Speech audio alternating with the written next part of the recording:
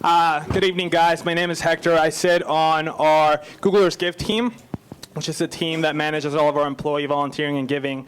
And I also manage our partnership on behalf of Google with UNICEF. And we're incredibly happy and proud to be hosting them here tonight on their first Tech for Good panel conversation. So this is the first one they're going to be hosting as part of a wider series. Eric is going to speak a little bit more about that. But we are incredibly happy to be hosting them tonight, incredibly happy to be partnering with them. Google has been involved in the crisis response space informally since '05, more formally since 2010, when we started with Hurricane Katrina. And since then, our involvement and our engagement in the space has really grown. We've been dividing up our work into 3 buckets: people, product, and money, or cash. When we're looking at our product, we're looking at things like Person Finder, we're looking at things like Crisis Map, public alerts, all the things that we really try to push through our products to really help our users and our people be safe out there and be informed. On the people side, really looking at how can we best engage our brilliant workforce in having a positive and meaningful impact in the humanitarian disaster relief space. So we manage a program called Disaster Corps. We've partnered around this program with UNICEF as well as a wide range of other nonprofits and humanitarian groups in the past few years. And we've done some really meaningful, interesting work around that. And on the cash side, our Google.org, which is our philanthropic arm at Google, they also have been doing some investing in various projects and some relief cash and various different efforts around that. So it's really been a concert of an effort and a really cross-functional effort inside of Google. And our commitment is really, really there. And we also really admire the great work that folks like at UNICEF and at other agencies have been doing to really engage the private sector and more so engage the tech sector and the tech community in leveraging data and leveraging technology for social good and for social impact. And also really looking at how can they be leveraging that data and that technology for humanitarian disaster relief. And that's really what we're going to be talking about tonight. That's what we're going to be diving into. And I hope you guys find these meaningful and good use of your time. So with that, I'm going to hand it over to Erica from the UNICEF Innovation Unit, who's going to speak a little bit more about their Tech for Good series and then introduce the panelists. Thank you. Thanks very much, Hector. Can you guys hear me, first of all? Okay, good. So UNICEF Innovation. We're a group of designers, developers. Go the other side. Okay. Yes, Blair. Designers, developers, engineers, data nerds, partnership people that work on implementing technology and design practice in UNICEF programs around the world. And I'm based in SF, but most of our team is based in country. So this is the first of a series, as Hector was saying. Some of the next ones we're going to be looking at are VR, Can It Save the World? Power to the People, People Need Power. Looking at financial services, remittances, and we're all going to be doing this in collaboration with our US Fund for UNICEF, who kindly helped us organize this, and then also a corporate partner. And we're really happy that Google is the first corporate partner that we're working with, so thank you very much.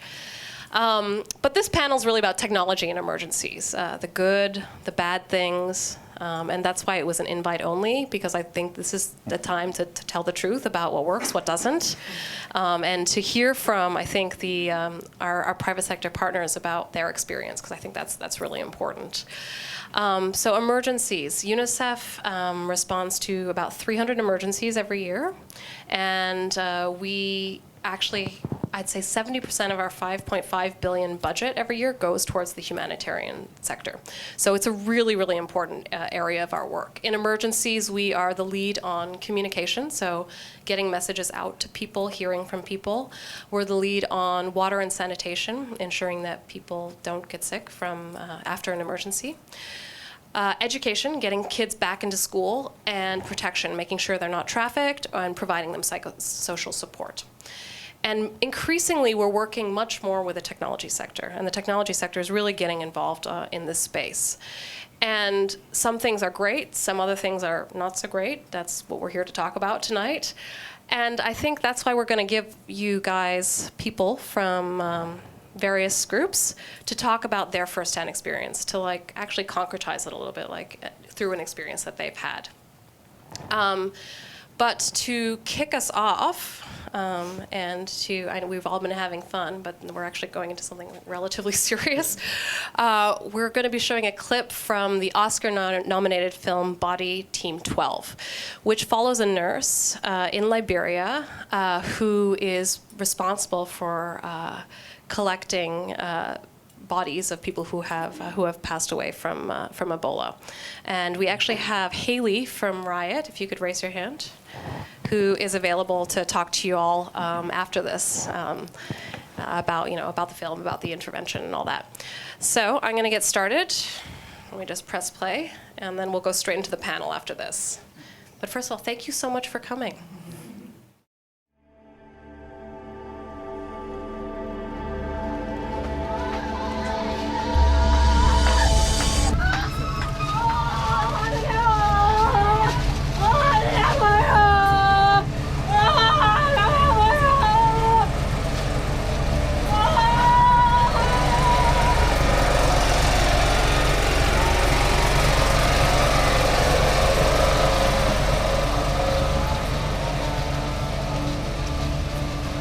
What happened to a person when he died?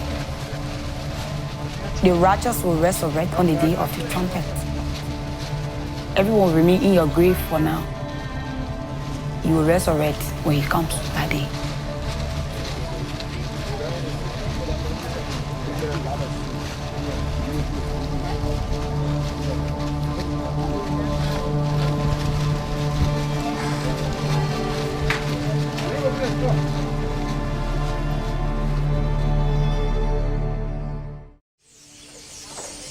So you get to a home, you will see people crying, children crying, their daddy, their mommy, their uncle, brothers, sisters have died. And we go to collect their bodies. It's their mother who died, yeah, and the father is at the center. So it's not an easy thing. You can see it every day. Parents die, leave their children. See that girl, how she was crying. We feel so disheartened.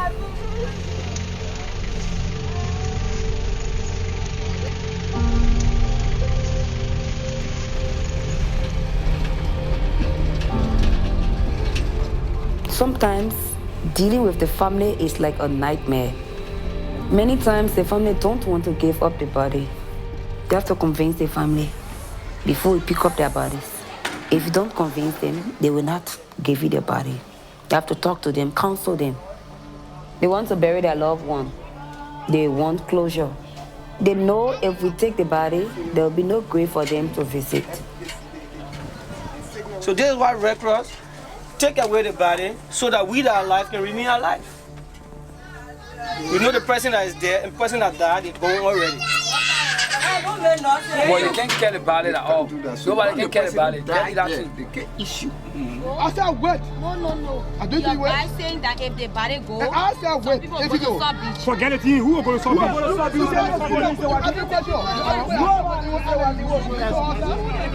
They tried to burn the car.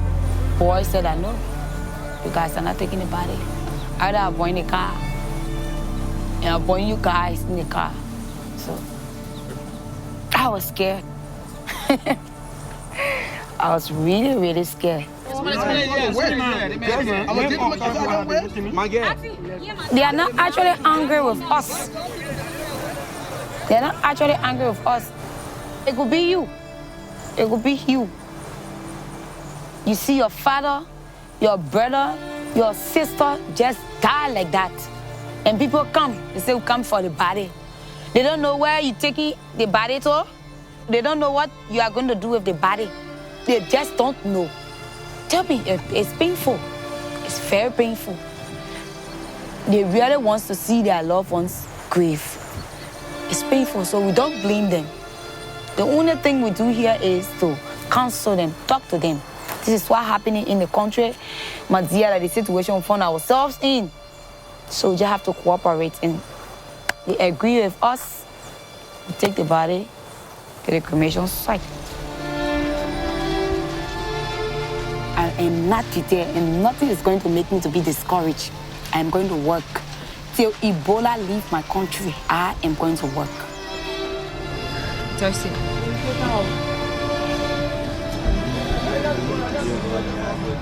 I'm thirsty.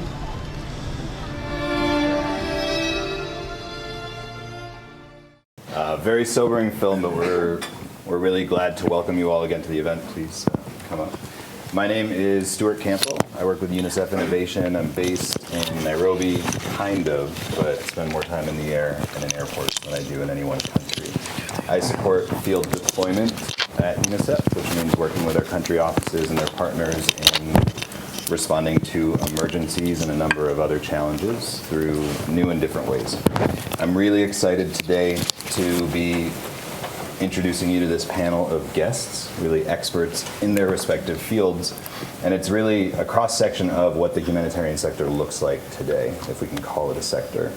We've got Evan Wheeler, who's the Chief Technology Officer for UNICEF Innovation, also sort of based everywhere and nowhere, but officially in Uganda. We have Marcy Lin from Facebook, who works on the Global Public Policy team there, which, among many other things, I imagine, is responsible for safety check and managing deployments of that. We have Desi Mattel-Anderson, who has the best title on the panel and probably in the room. She's the Chief Wrangler of the Field Innovation team. And she was formerly with FEMA, so we'll hear a bit about both of her experiences, domestic and abroad. Finally, we have Pete Genke from Google. So thanks, Pete, and the entire Google team for hosting us here. Pete is an engineer, and I've forgotten which team you work on, Pete. Crisis so you will tell us. response. The crisis response team. Conveniently exactly. enough. Conveniently enough, appropriately enough. So just to give you a sense of what's in store over the next hour, we're going to have brief sort of story shares for 5 minutes each from the different panelists. Then we'll move into a moderated discussion, which will allow you to sort of warm up while I ask difficult questions. And then we'll finish off with a Q&A for 20 minutes between all of you and the panelists.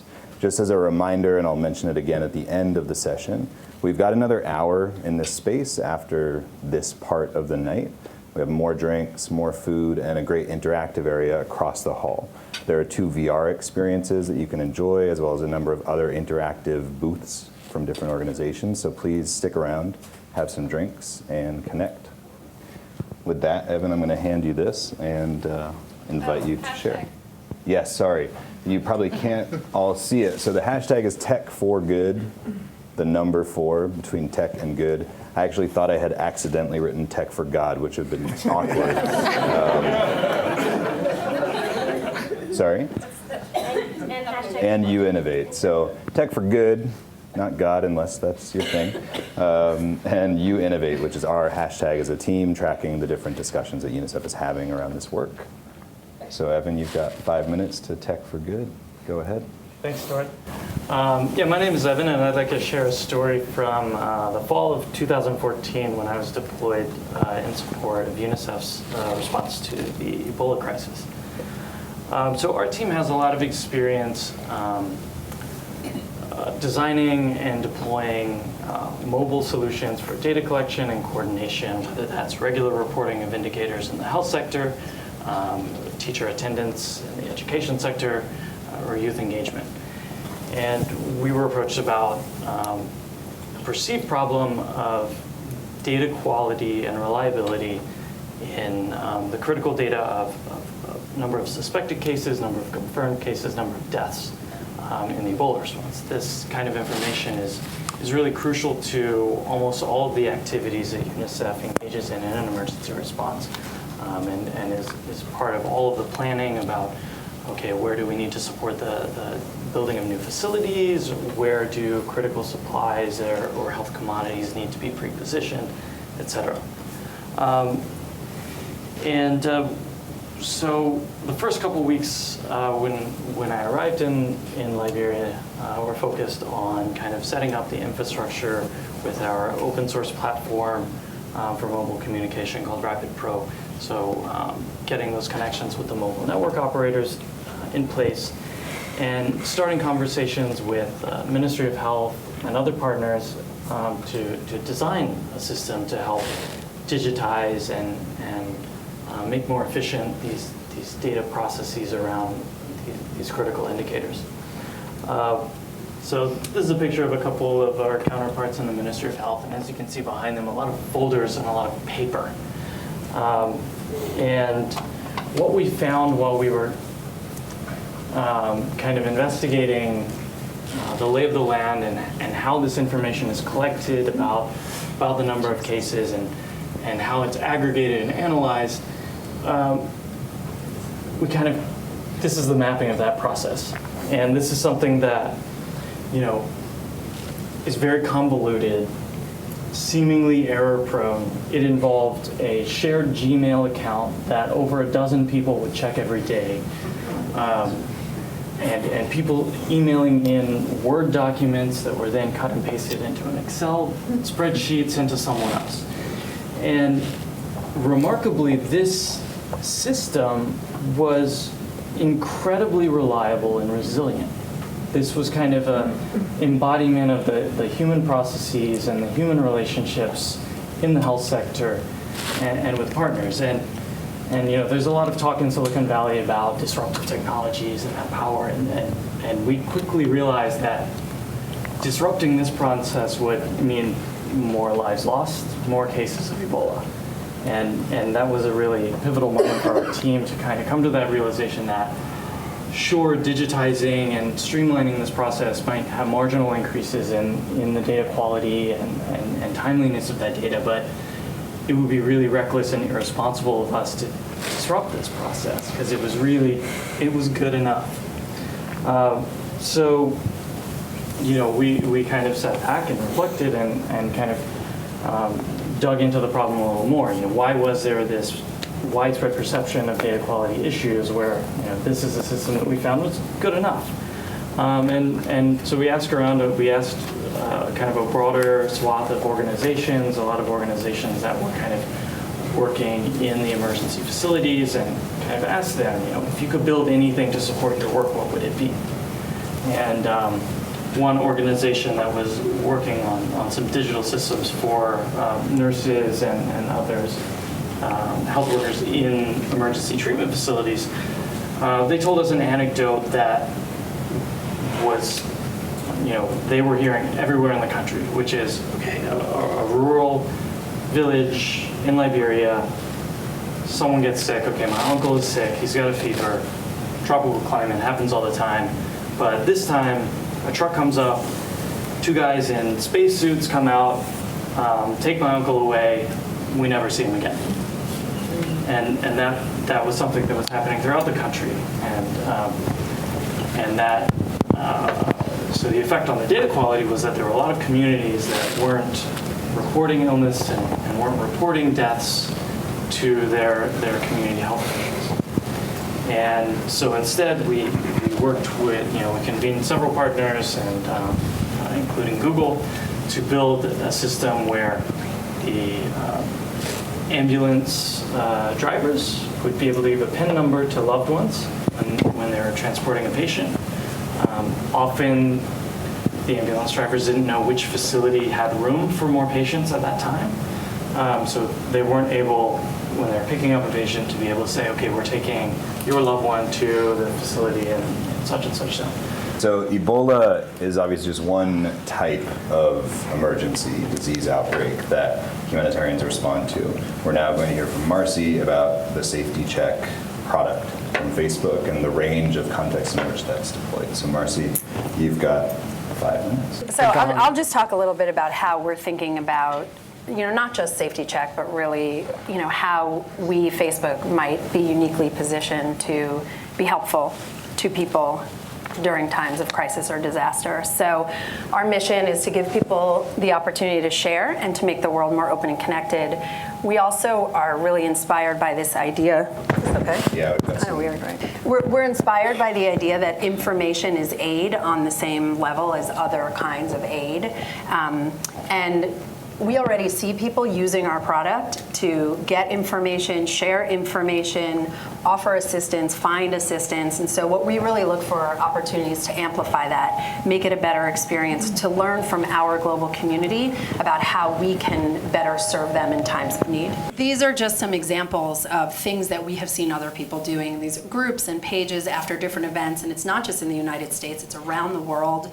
After, you know, a crisis or a disaster hits a particular area, we just see people coming together, whether it's groups, snowed out Atlanta, I don't know if you remember that crazy snowstorm, you know, dozens of groups and offshoots of groups, you know, came out, people looking for help, offering help around the world. You know, after Hurricane Sandy, there's this one guy on the Jersey Shore who created a page that ended up being the information source for people on the shore throughout Hurricane Sandy, and then actually to this day remains a key source of information for that community.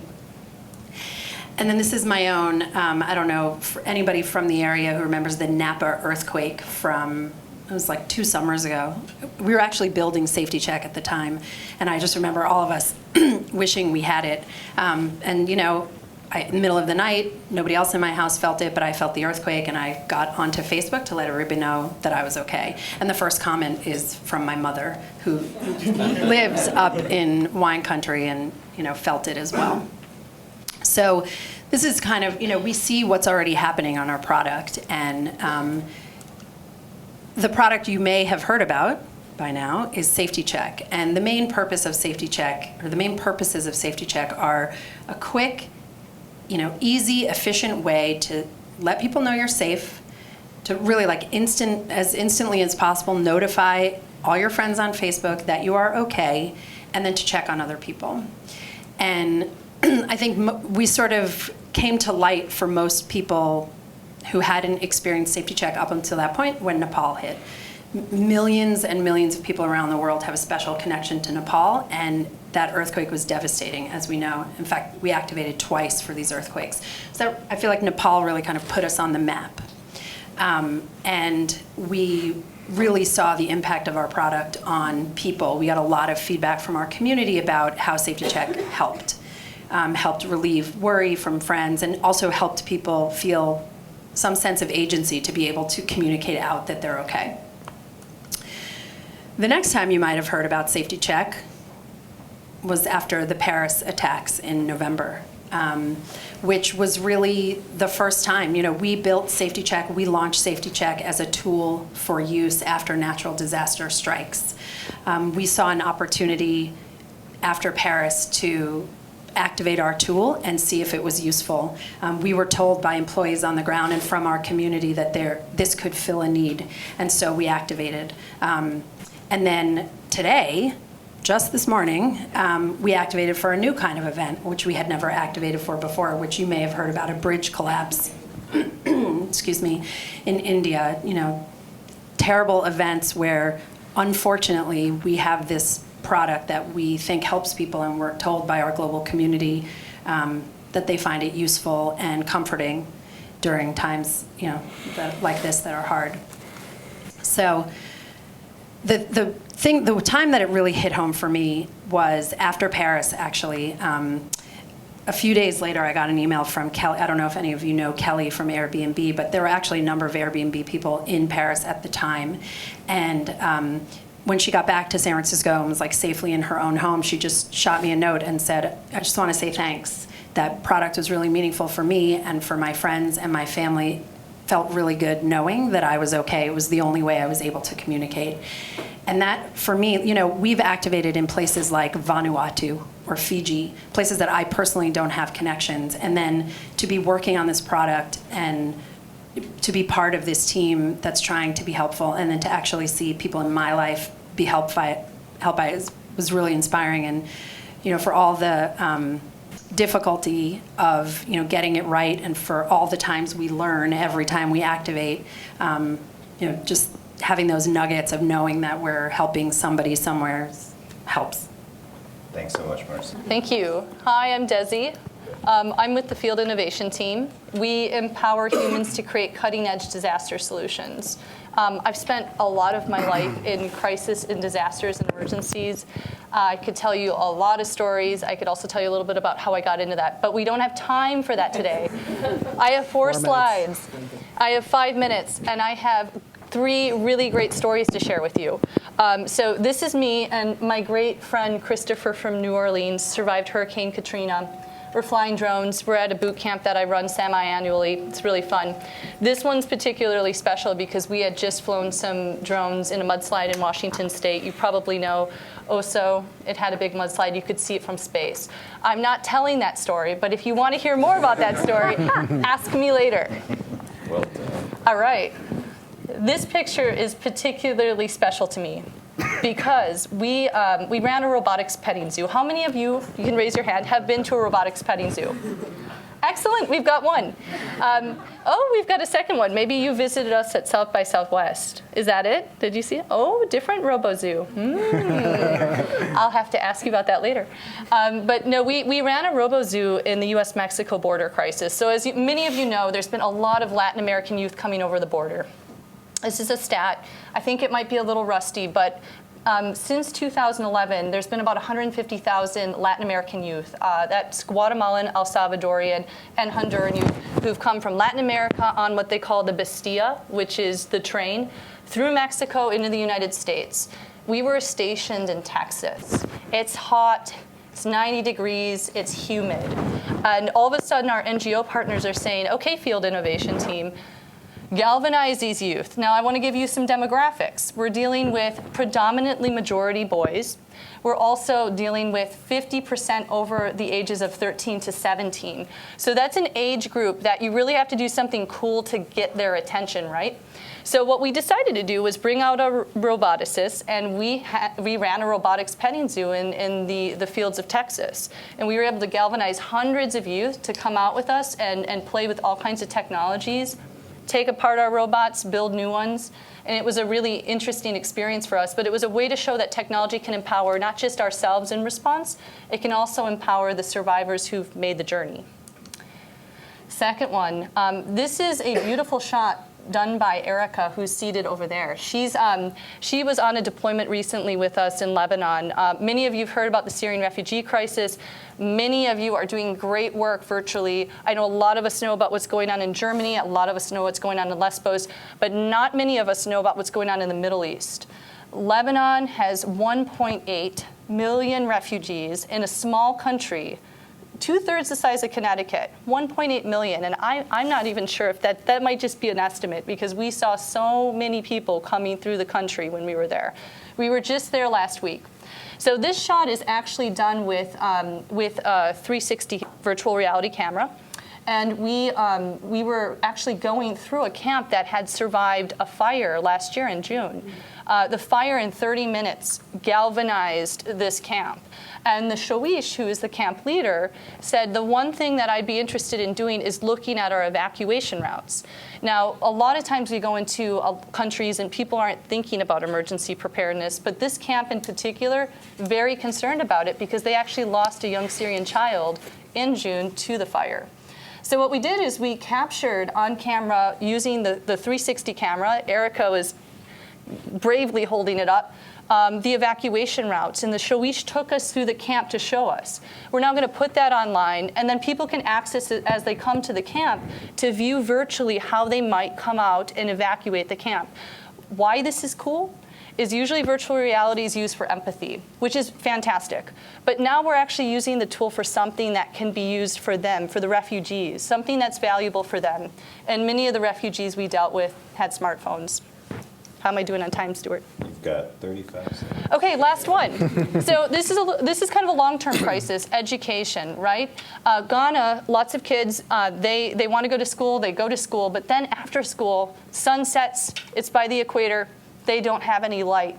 So we're working with a couple NGOs on the ground to provide light and power using some battery systems. So emergencies and crises, they can be long-term, right? We want to provide generation after generation with education, with the ability to move on. So besides us going into, the Syrian refugee crisis, going into hurricanes, going into the Boston Marathon bombings, all the other examples I gave, the border crisis and the US-Mexico border crisis, we also do things long-term. And I think it's important for empowering us in technology. And that is all the time I have to tell you about my little stories. Thank you. Wonderful note to end on. Thank you, Jesse. All right, Pete, over to you.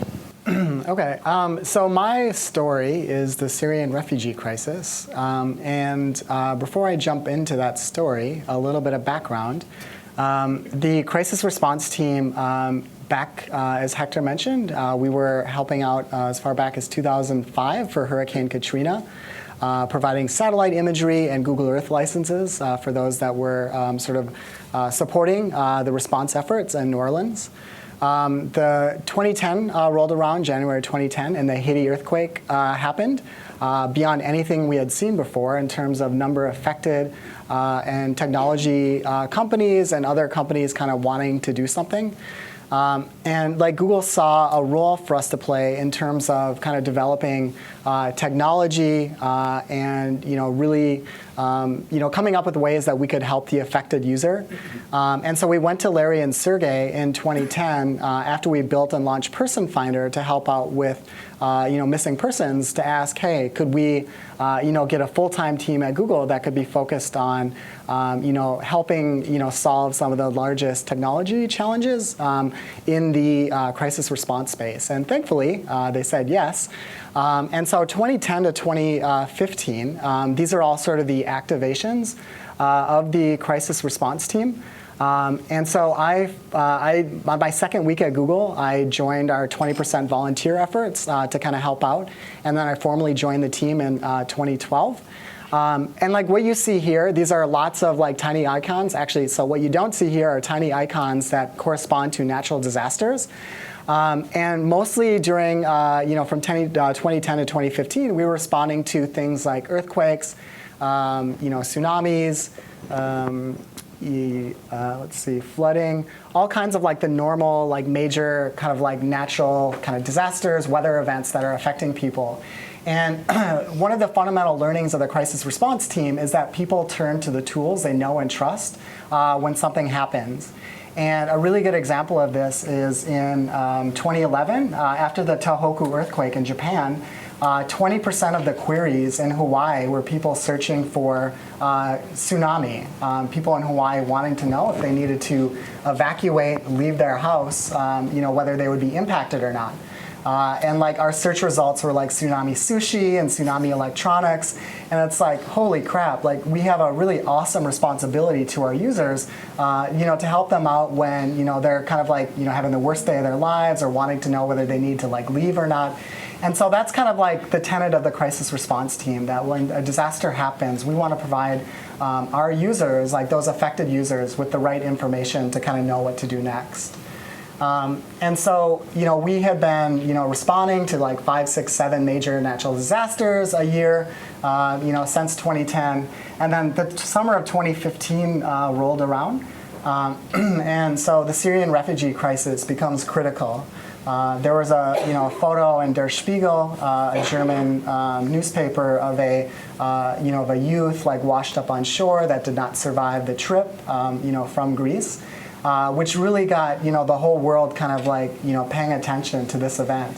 And indeed, this is something that really kind of popped up on Google's radar as well. And so we, across the company, people were asking, wanting, coming up with ideas what can we do to sort of help out. And we ended up with 200 ideas across the company with products, projects, tools, money that we could give to sort of help out all of these millions of refugees from Syria, from Afghanistan, from all over the Middle East that are fleeing the violence and just trying to find a safe place for their family and for themselves. And one of the problems that we had is that we were sort of flying blind. We have found that, like I mentioned, like people come to Google, people go to Facebook, people go to Twitter when like something happens. It's natural. Like my first earthquake, I went to like Facebook to kind of see what other people were saying. Like, was it an earthquake? And so that generally is what happens across the world. And so like the Syrian refugee crisis, like we didn't know, like this is not a natural disaster. We don't know what kind of information people are looking for. This is brand new territory for us. And so my number one sort of learning, and what made this like disaster like really interesting, is that we started off with like no information at all. Like we did, like I mentioned, like we don't know how people were, finding information, what kind of stuff was important. And so we sent Ollie, if he could raise his hand, to Lesbos. There's Ollie. And so, it really kind of, it really became apparent to me the like power of like interacting and hanging out with like your users, like the affected user. All right, let's give them a round of applause.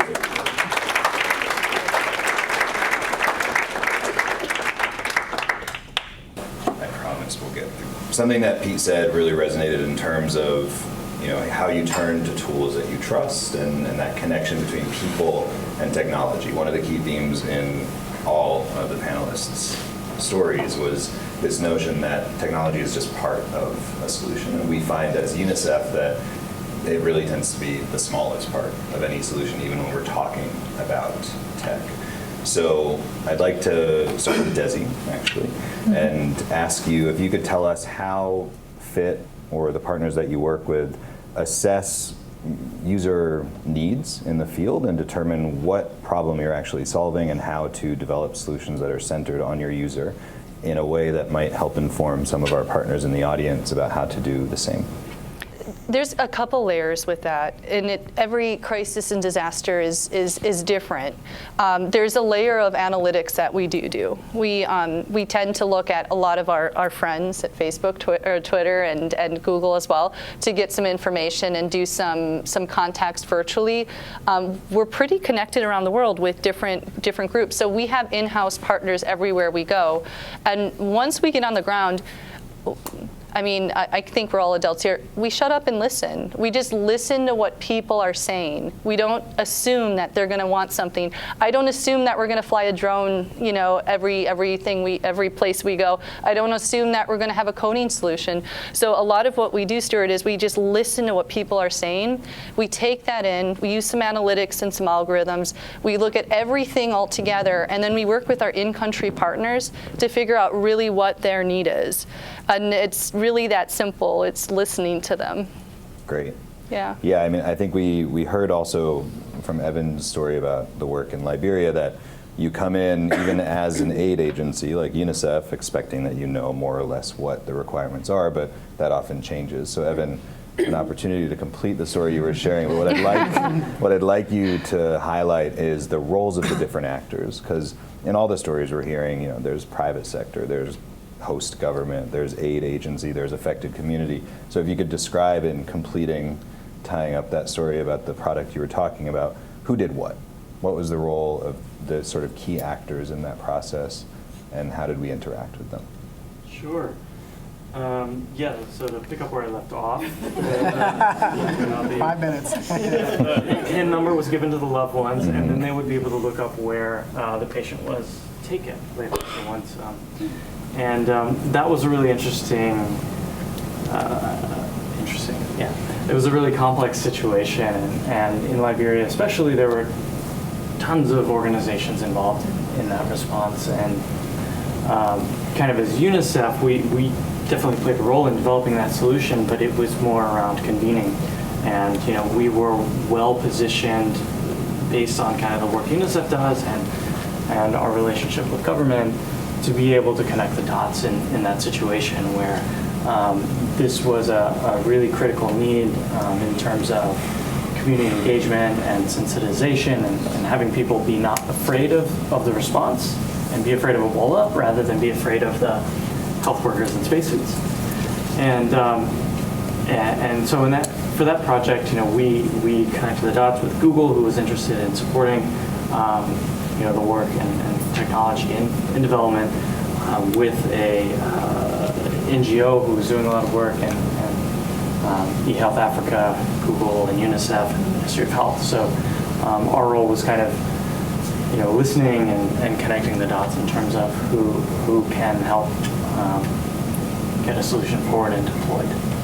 Great. Yeah, I mean, it's not often easy to figure out how to bring people together, and that is something that events like this also help to do in terms of identifying touch points and synergies.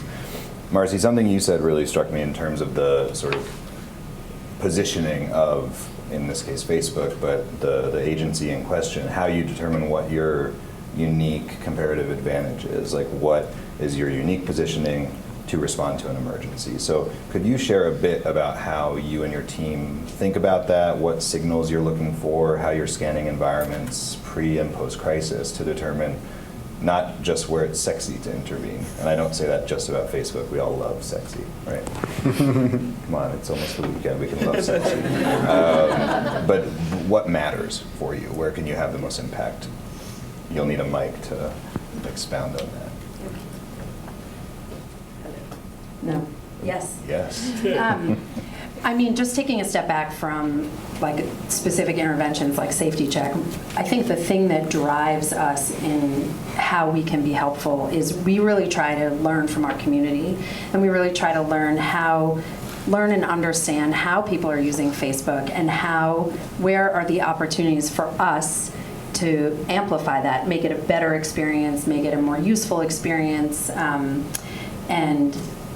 provide the aid that, provide the information that ends up being aid. So that's like broadly how we think about it. In terms of like the specifics, we are learning all the time. We have a saying at Facebook, our journey is 1% finished, and it's like so true every day, especially on this disaster and crisis response that we're wading into. I mean, it's still relatively new for us. Google's been at it since 2005, informally, 2010 formally. I mean, we did our very first safety check activation in December of 2014. We've done 18 since then. So, we're learning all the time, and we don't think about we're not thinking about it like, we are thinking about how we can be useful. I mean, specifically with this product, we try to assess how useful it will be, and we use different signals like the scope, the scale, the duration of the event, and we're learning all the time. We literally every time we activate, we learn. We learned this morning. We activated it for something this morning. We learned last week. Like there's Peter, a bunch of people from the team are here. Peter, who's the lead engineer on Safety Check.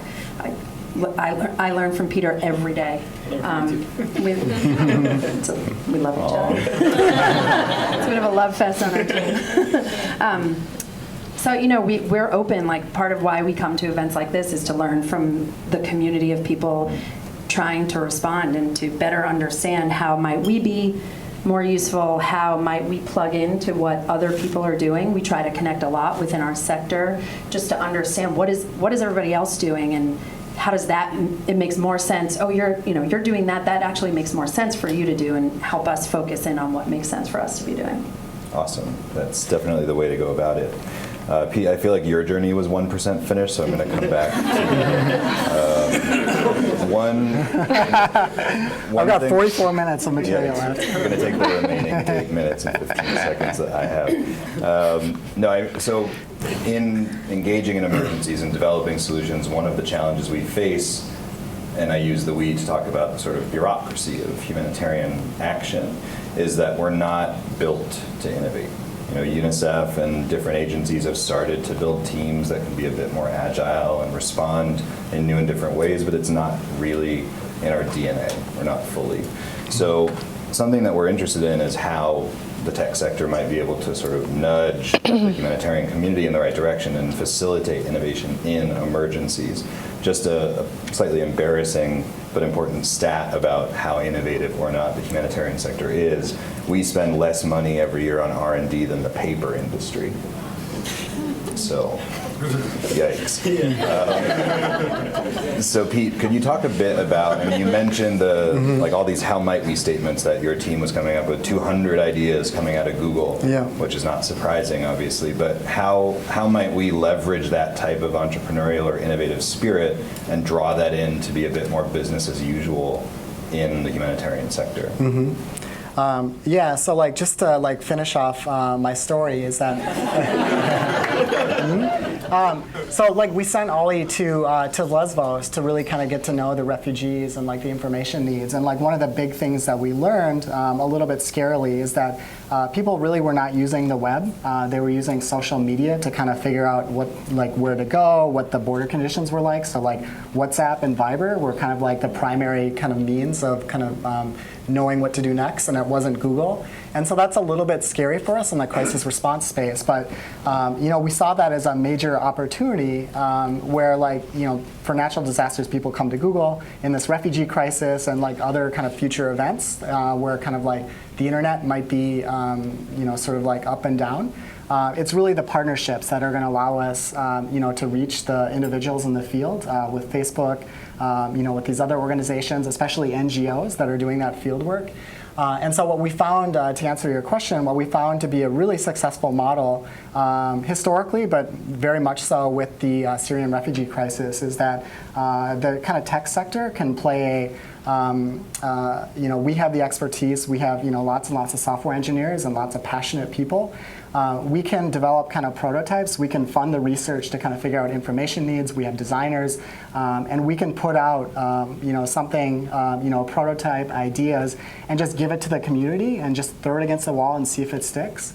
And so a couple of like really quick success stories, so like translation cards, which is something, you know, that we found translators didn't scale, so you had like one translator for like, you know, 333 refugees. It's like, oh, you know, we can develop an Android app in a couple of weeks and just, you know, present it to the NGOs, and is this something you guys are interested in? Yes, okay, we're going to open source it and let you kind of take ownership.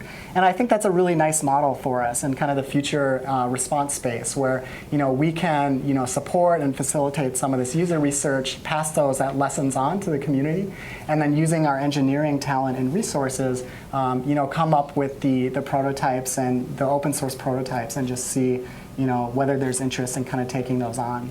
And so translation cards, Mercy Corps, Crisis Info Hub, IRC. There's been a couple of really nice examples of this partnership, allowing us to reach users if they're not coming to Google.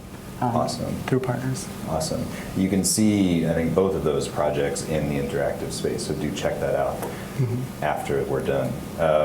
We're going to take the gloves off. We've got 4 minutes and 20 seconds left with me, and then I'll stop bothering you all. But I'd like to hear about the pain points. So we've heard great stories of success. It's, you know, you're able to engage, it's complex, but you're succeeding, you're managing to get your people, your tech, your money, your resources out there. What hasn't worked? Let's hear first from Evan and Desi in terms of the pain points of working with the tech sector in emergencies. And then we'll invite both Marcy and Pete to talk about how painful it is to work with us. So Evan, we'll start with you. Sure. You know, I think because UNICEF, we have our innovation team, and we get approached a lot, especially around emergencies, by technology companies, and, you know, how can we help? Tell us your problem, tell us what you need, we'll build it. And, or, hey, we heard about this emergency, we built this thing, go use it. And those aren't really the most useful ways of engaging. And, you know, in emergency responses, Excel is king. You know, Microsoft Excel and spreadsheets is how everything operates. Everything goes into an Excel spreadsheet at some point and gets emailed around. And it's going to take something really spectacular to change that.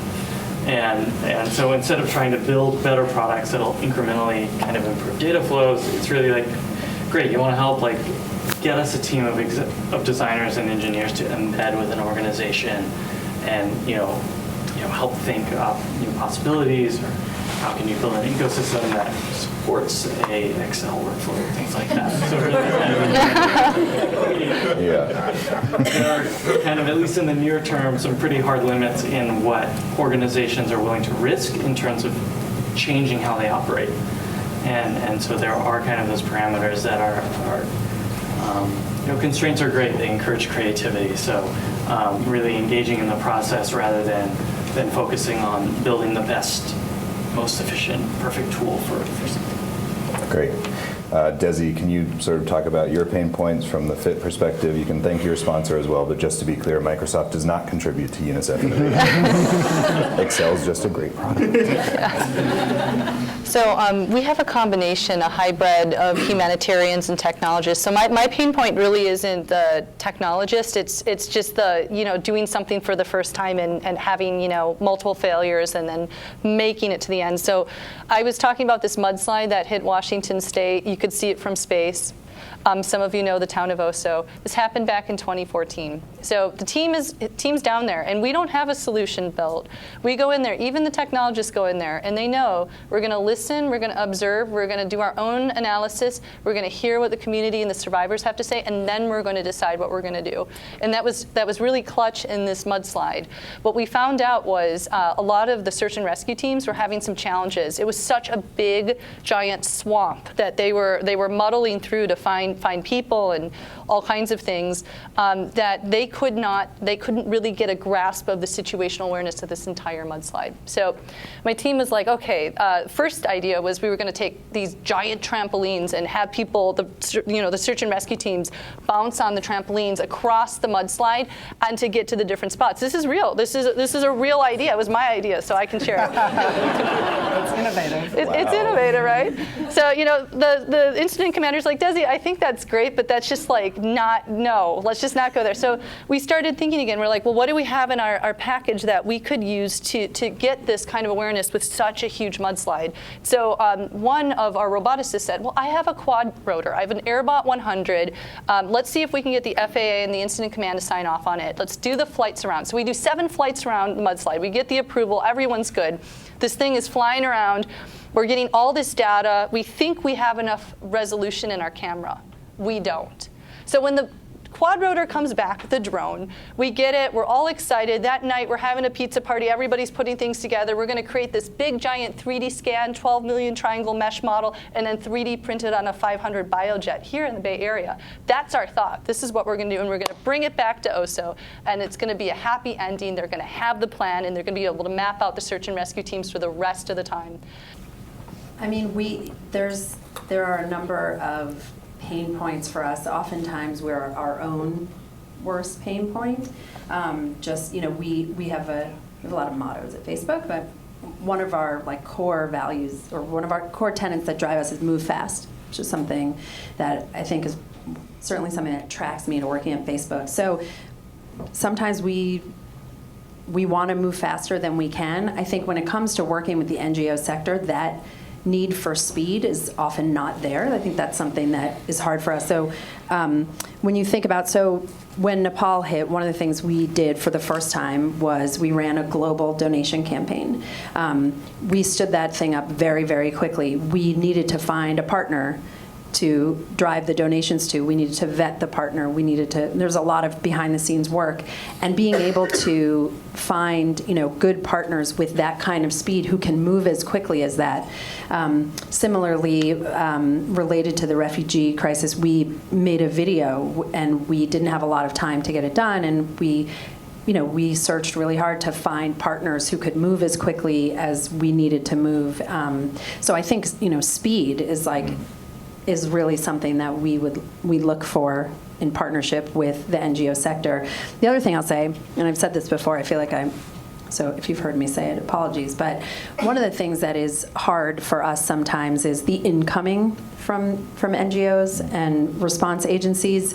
Not that the incoming is difficult, but similar to how you want us to understand your limitations, I think it'd be more helpful for us in the tech sector if the NGOs came to us understanding what we're most likely to do, what we're most capable of doing. I mean, certainly for Facebook, that's how we focus our efforts. And so we get a lot of incoming, can you do this, would you do this? And it's just more, things would actually move faster if there was a better understanding. So that's something we can also work on, is providing that kind of understanding, coming to things like this or having face-to-face meetings. And we're working with other people in our sector also to better understand each other so that we can all make it easier to work with us. Great.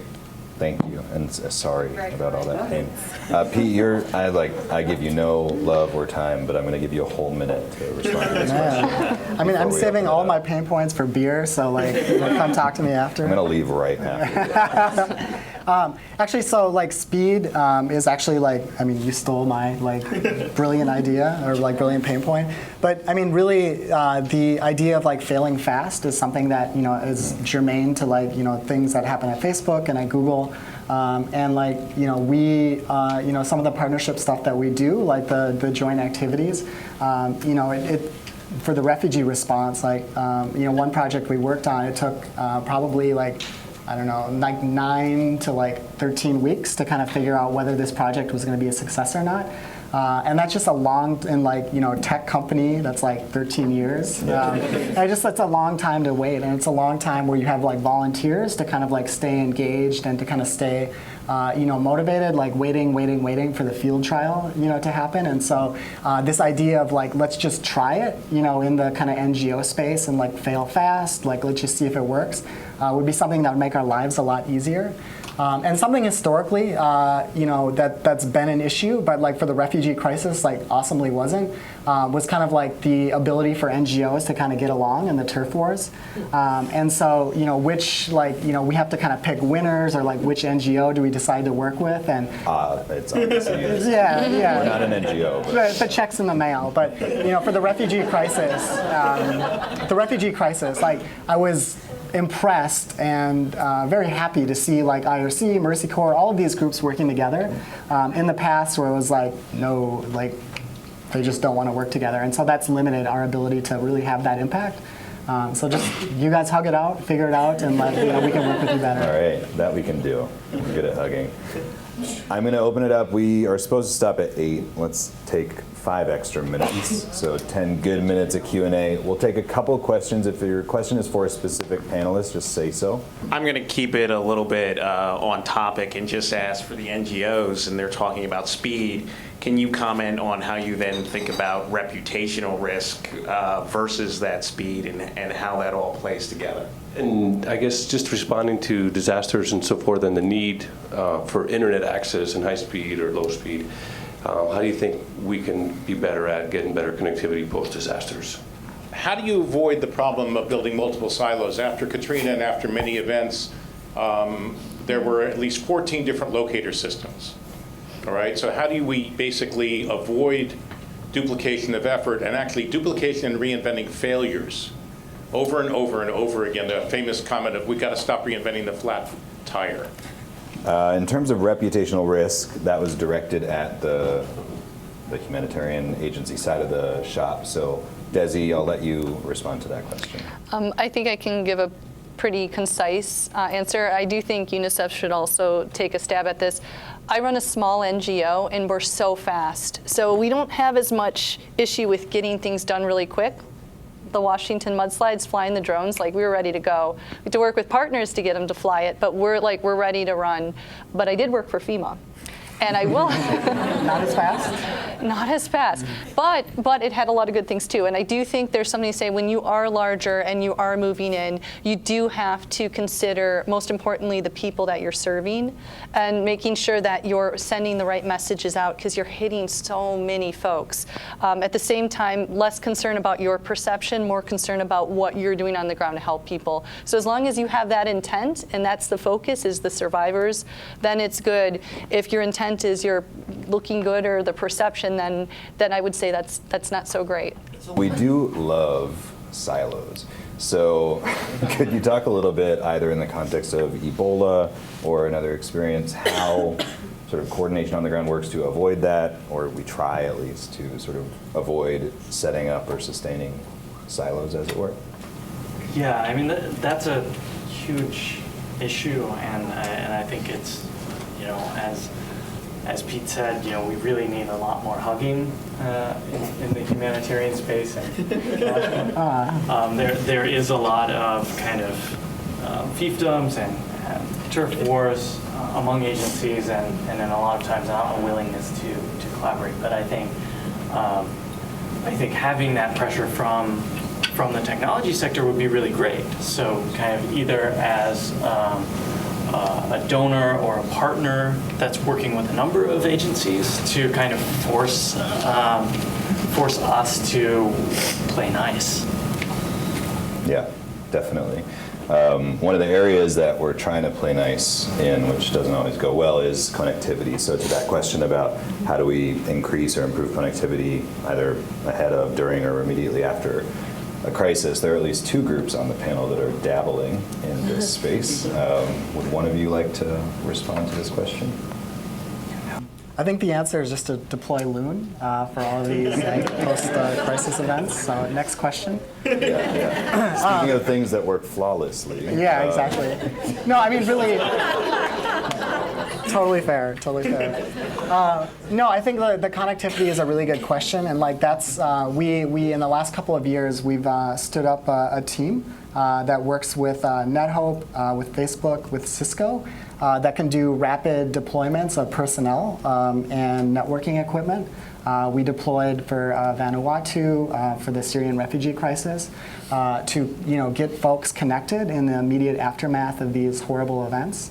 And I think it's not just one company. It's like us as a community identifying, okay, what are the needs of this area? What are the unique characteristics that all of us bring to getting people back online? And I feel really good about these these efforts over the past 2 years to get that quick deployment happening. And so just the TLDR is that it's going to be an issue, connectivity, information is aid, and you have to be online to kind of get that information. So it's all of us kind of coming together and giving, getting those affected, just getting them back online. It's not one company. Great. So probably the only place that spends less on R&D than the development sector is the government sector. So what are, particularly for Marcy and Pete, what are your sort of best practices or lesson learned for collaborating with government in crisis situations? Great. Yeah, so for innovation and the business side of things, you tend to find that a lot of innovation happens in startups, right? Even if you're Facebook, you have to buy Instagram and WhatsApp, and for whatever reason, they're small and laser-like focused on certain issues. I noticed the panel is UNICEF and then two big tech companies, for whom this is not really your core business. So do you see a vibrant ecosystem of startup organizations focused on the kinds of problems that happen in humanitarian crises? There are often very different impacts depending on whom you empower with technology in the event of an emergency. And that can range from the victims of the emergency to the first responders to the NGOs to governments at very different levels. And oftentimes when you don't think about that ahead of time, you wind up with situations like when people show up in spacesuits and healthcare workers are getting killed when they're trying to improve the situation. And so I was wondering to what extent you guys think about that at the very beginning when you're generating those 200 ideas for how you can improve the situation, or if you're more sort of agnostic towards that and opportunistic around where you might make an impact. Thanks. Great, thank you. We'll start with the government question, and Marcy, I'll invite you to respond to that first. So, in terms of working with the government, I think one key learning that we have had as a team, I'm on the public policy team, and a lot of how we, when we are responding to different situations, we're actually tapping into our global public policy team, which is distributed around the world. And one of the things we learned relatively early on is that relationships with these departments inside of the government are really helpful. These aren't relationships we typically have. We're not usually, up until recently, we weren't really interacting with policy makers around disaster or crisis. And so, so we weren't necessarily talking to that part of the government. It wasn't as relevant to our business as it has now become. So I think one of the things that we learned and what we're starting to do, excuse me, as a global team is starting to make those introductions in country, starting with the countries where we've seen most of these kinds of events and starting just making sure we understand who are the right people in government, giving government access to our people so that when something happens, they know who from our company to call, but also giving us access to them so we can get good information on the ground. I mean, one of the big challenges we have when we're looking at these different events that happen around the world is, if I'm the point of contact for policy here in Menlo Park, there in Menlo Park. Like this morning for the incident in India, and I was in very close contact with our India policy team, who was, trying to figure out what was happening on the ground. And so I think for us, what we're striving toward as a best practice is better, stronger, more reliable relationships with the people inside of local government who can provide information to us and to whom we can provide information to be useful. Great. Thanks, Marcy. Opportunistically, I'll mention that historically is a role that the humanitarian sector can play in terms of connecting the tech sector to local government. If it's one thing we do well, it's sit next to government. So feel free to reach out to us. In terms of the startup ecosystem, Desi, that seems like a great question for you to respond to. Yeah. Everyone's got a kind of a different stratosphere of what they do, but because we're lean and we're very fast, and a lot of our guys are super hungry for figuring out new things and being a part of different groups, we tend to see lots of things bubble up. And our biggest challenge is making sure that we can harness and harvest that, because a lot of these really crazy ideas the really good ones are usually the ones that everybody's like pushing away, saying that's absolutely ludicrous. Why would you ever 3D print a topography map for incident command? Or it's completely crazy to think about doing a robotics petting zoo in a border crisis. But those crazy ideas are usually the ones that are really brilliant. So we see a lot of that pop up, but the inspiration is we're working directly with survivors, with the community, we're working with governments, large NGOs, small NGOs, and we're really helping to harness and empower people on the ground to actually come up with a solution. So I guess to answer the question is, we have more amazing ideas coming out of these communities than we know how to handle, which is the best thing that can happen. Great. Pete, would you like to comment on the question from the gentleman from Orange about sort of how do actors from the tech sector, our side of the landscape, think about impacts of who we engage and how, and sort of whether it's opportunistic, to use your language, or a bit more sort of strategically reflective? Mm-hmm. I will answer that question. I also want to plus one Marcy's response on the government side. Like for Google to buzz a user's phone in an affected area, or for us to get in front of millions of people with a bit of information, we often want that to be blessed, authoritative, official information. And the wrong time to kind of reach out to governments is in the heat of during a crisis. And so it really, I think she really highlighted well the need to be proactive in terms of forming the relationships with the people that have the information that are going to help safeguard and protect and inform users in a crisis. The Mosul Dam is a really good example of that, where we got an email from a Googler saying, hey, what were we doing?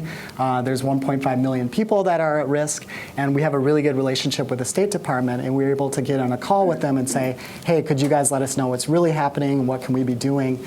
And so I think I just wanted to say yes, yes, yes to we need to have these relationships in advance of a disaster. To answer the question about who we engage, I think that sort of highlights also the need for institutional knowledge. I think the example of we had 200 ideas, in our European offices of what we can do for the Syrian refugee crisis.